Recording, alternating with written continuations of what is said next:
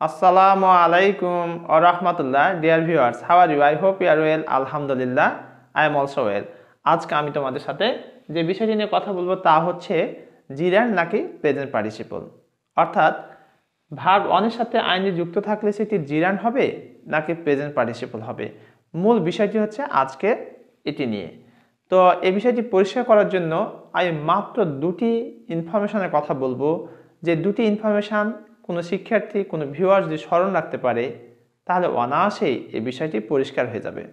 তো প্রথমে আসা যাক জিরান্ড কি আর প্রেজেন্ট পার্টিসিপল কি, তাদের স্ট্রাকচার দেখে নিই এবং তাদের অ্যাক্টিভিটি কি সেটা দেখে নিই। জিরান্ডটা হচ্ছে তোমার, যখন জিরান্ড আমরা লিখব, জিরান্ডটা হয় তোমার V1 প্লাস আইএনজি, আর এর অ্যাক্টিভিটিটা হয় এর ভার্ব প্লাস নাউন। তাহলে জিরান্ডটা হচ্ছে তোমার ভার্ব ওয়ানের সাথে আইনে যুক্ত হবে, আর অ্যাক্টিভিটি হবে কি ভার্ব প্লাস নাউন। এবার আসা যাক present participle.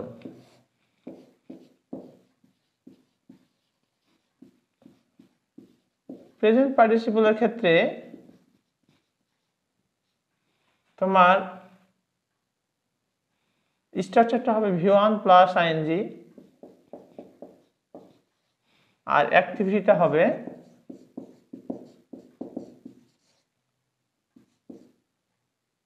Verb plus adjective. এই ভার্ব প্লাস অ্যাডজেক্টিভের ক্ষেত্রে ফোকাসিং হবে তোমার অ্যাডজেক্টিভ, আর জিরান্ডের ক্ষেত্রে ফোকাসিং হবে নাউন। তাহলে এই দুটি বিষয় থেকে আমরা পরিষ্কার ধারণা পাচ্ছি জিরান্ড কাজ করে মূলত নাউনের, আর কিছুটা ভার্বের কাজ করে। প্রেজেন্ট পার্টিসিপল কাজ করে মূলত অ্যাডজেক্টিভের আর কিছুটা ভার্বের, কিন্তু দেখতে তো একই রকম। তাহলে দেখতে যদি একই রকম হয় তাহলে কি করে আমরা বুঝবো যে এটা জিরান্ড এটা প্রেজেন্ট পার্টিসিপল? নিচে কয়েকটি বাক্য দেখি, তাহলে আমরা বুঝতে পারবো যে আসলে আমরা কি করে আইডেন্টিফাই করবো এই বিষয়গুলি। I saw a reading girl, আমি একটা পড়া গার্ল মেয়েকে দেখলাম, অর্থাৎ যে মেয়েটি পড়ছে এরকম একটা মেয়েকে আমি দেখলাম। This is a reading room, এটা একটা পড়ার ঘর। তারপর বলছে দ্য ড্রামা ইজ থ্রিলিং, নাটকটি রোমাঞ্চকর। হার প্রফেশন ইজ টিচিং, তার পেশা হচ্ছে শিক্ষা দেওয়া। তাহলে দেখো প্রত্যেকটার সাথে কিন্তু ভার্ব অনের সাথে আইনি যুক্ত করা আছে, আর এখানে দেখো নাউনের আগার দিকে আছে, আর এখানে বি ভার্বের পরে আছে। তাহলে কি করে আমরা বুঝতে পারবো যে এই রিডিংটি জিরান্ড নাকি প্রেজেন্ট পার্টিসিপল? এটাই বা কি? আর এখানে বি ভার্বের পরে দুটাই কিন্তু বি ভার্ব, ইজ, তারপর আছে থ্রিলিং, এখানে আছে টিচিং। এটা কি করে আমরা বুঝতে পারবো যে এটা জিরান্ড নাকি প্রেজেন্ট পার্টিসিপল? এই জিনিসটি বোঝার জন্য আমি তোমাদের দুটি ইনফরমেশন যোগ করছি, দুটি থিওরির কথা বলছি, যেটি একেবারে সহজ এবং তোমরা অনায়াসেই পারবে, যেটা কখনোই ভুল হওয়ার কথা নয়। তো চলো আমরা দেখে নিই সেটি।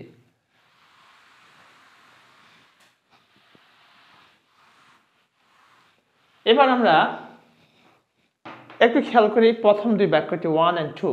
I saw a reading girl, আরেকটা হচ্ছে this is a reading room.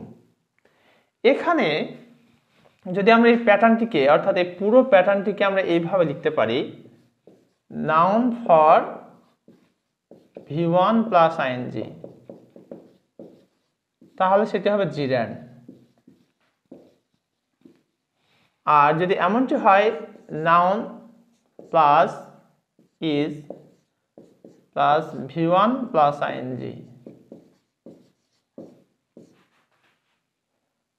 তাহলে সেটি হয়ে যাবে প্রেজেন্ট পার্টিসিপল।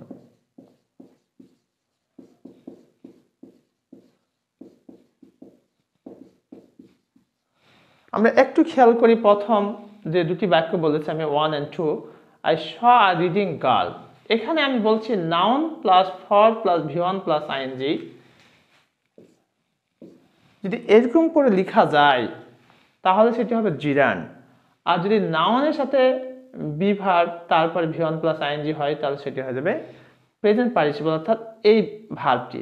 তো খেয়াল করি এখানে গার্ল হচ্ছে নাউন, তাহলে girl for reading, girl for reading বিষয়টি কেমন দেখাচ্ছে না গার্ল ইজ রিডিং, মেয়েটি পড়ছে। পড়ার জন্য মেয়ে না তোমার এখানে গার্ল ইজ রিডিং। তাহলে এখানে খেয়াল করো 1 নম্বর বাক্যটিতে আমরা লিখতে পারি গার্ল ইজ রিডিং। তাহলে এখানে রিডিংটা কি হবে? প্রেজেন্ট পার্টিসিপল, কারণ এটাকে আমরা কন্টিনিউয়াস টেন্সে লিখতে পারছি গার্ল ইজ রিডিং। আর নিচের বাক্যটি দেখো reading room, room is reading, আমরা কি লিখতে পারছি যে রুম পড়ছে? রুম কি কখনো পড়ে? কখনোই পড়ে না। লেখা যেতে পারে room for reading, room for reading, পড়ার জন্য ঘর, রুম ফর রিডিং, পড়ার জন্য ঘর। তাহলে এই দুটি বাক্য থেকে আমরা যে ইনফরমেশনটি জানতে পারছি noun plus for plus V1 plus ING, এই প্যাটার্ন যদি আমরা লিখতে পারি তখন V1 প্লাস আইএনজি অংশটি হয়ে যাবে জেরান্ড।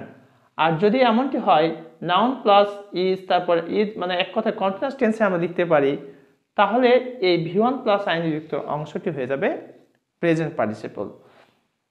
তাহলে I saw a reading girl, এখানে রিডিং হচ্ছে কি girl is reading present participle, আর this is our reading room, এখানে রিডিংটা হয়ে যাচ্ছে জেরান্ড। তাহলে আশা করি এই বিষয়টি তোমাদের সমস্যা হওয়ার কথা নয়। আরো একটু উদাহরণ দিয়ে আমরা দেখতে পারি বিষয়টি।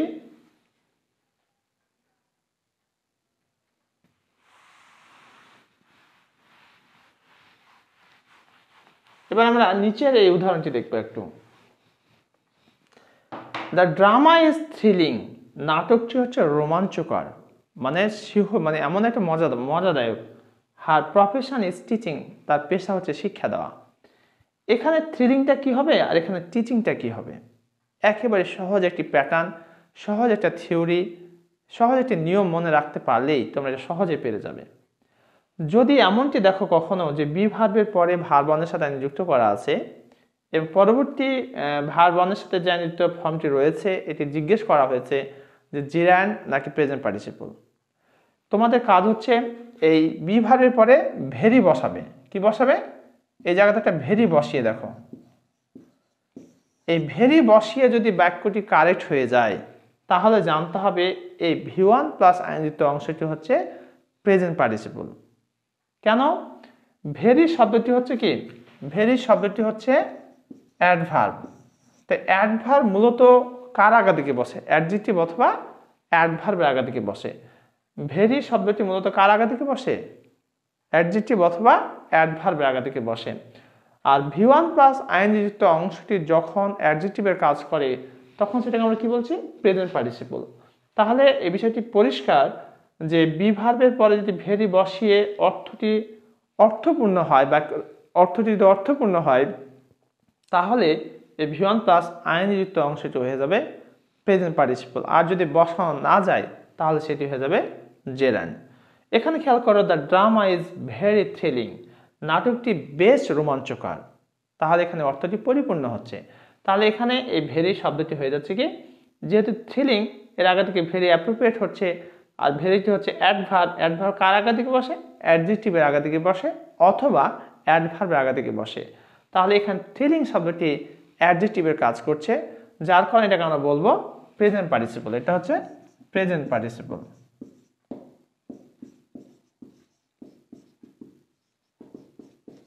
অপরদিকে আমরা নিচে বাক্যটি খেয়াল করি, হার প্রফেশন ইজ টিচিং, তার পেশা হচ্ছে শিক্ষা দেওয়া। এখানে যদি আমরা এখন ইজের পরে ভেরি বসাই, ইজের পরে কি বসাই? ভেরি। খেয়াল করে একটু, হার প্রফেশন ইজ টিচিং, তার পেশা হচ্ছে শিক্ষা দেওয়া। এখন যদি ভেরি বসাই কি হচ্ছে? হার প্রফেশন ইজ ভেরি টিচিং, অর্থ কিন্তু আসছে না। যেহেতু আসছে না অর্থাৎ এটা বসা যাচ্ছে না, যার কারণে এটা হয়ে যাচ্ছে এখানে জিরান্ড। তোমাদের একটি প্রশ্ন হতে পারে যে বসাতে না পারলে সেটা জিরান্ড হবে, কেন জিরান্ড হবে? হ্যাঁ, এদিকে আরেকটি ভাবে প্রশ্ন করতে পারো, ইজ ভার্বকে হট দিয়ে প্রশ্ন করতে হবে যে hot is her profession, hot is her profession, তার পেশাটা কি? এই কি দিয়ে উত্তর করে উত্তর চলে আসে তাহলে সেটি কিন্তু অবজেক্ট হিসেবে কাজ করে। আর অবজেক্ট জেরান্ড কিন্তু অবজেক্টের কাজ করে। তাহলে এখানে টিচিং শব্দটি দেখো, হোয়াট ইজ হার প্রফেশন, তার পেশাটা কি, তখন উত্তর আসে টিচিং। তাহলে এখানে ইজ ভার্বের এখানে অবজেক্ট হিসেবে কাজ করছে কি, teaching. Her profession is teaching, তার পেশাটা কি, আমাদের টিচিং। তাহলে এই জিনিসটিকে স্মরণ রাখবো আমরা এইভাবে যে বি ভার্বের পরে যদি ভেরি বসা যায় তাহলে পরবর্তী ভার্ব অনের সাথে যে নিযুক্ত ফর্মটি রয়েছে সেটি হচ্ছে প্রেজেন্ট পার্টিসিপল, আর যদি ভেরি বসা না যায় তাহলে সেটি হয়ে যাবে জেরান্ড। ডিয়ার ভিউয়ার্স, এই দুটি বিষয় যদি স্মরণ থাকে তোমাদের, একটি হচ্ছে noun plus for plus V one plus ING সমান জেরান্ড, যেমন রুম ফর রিডিং মানে রিডিং রুম, আর noun plus is plus V one plus ING equal present participle, যেমন গার্ল ইজ রিডিং। আর অপরদিকে বি ভার্বের পরে ভার্বানের সাথে আইনি যুক্ত যে ফর্মটি রয়েছে, ভেরি বসে যদি বাক্যটি কারেক্ট হয়ে যায় তাহলে সেই শব্দটি হচ্ছে প্রেজেন্ট পার্টিসিপল, আর যদি সেখানে ভেরি বসা না যায় তাহলে সেটি হয়ে যাবে জেরান্ড।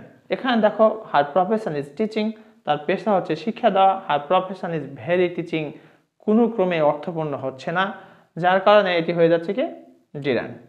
তাহলে এই দুটি মাত্র বিষয় স্মরণ রাখবে যে কি করে আমরা এটিকে ফাইন্ড আউট করবো জেরান্ড নাকি প্রেজেন্ট পার্টিসিপল।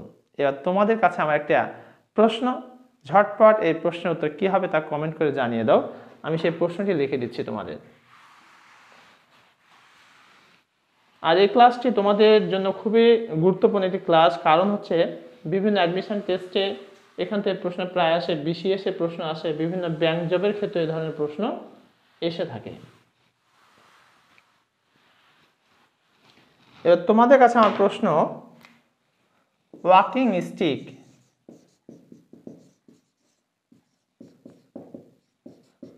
ওয়াকিং স্টিক, এখানে এই ওয়াকিং শব্দটি জেরান্ড নাকি প্রেজেন্ট পার্টিসিপল?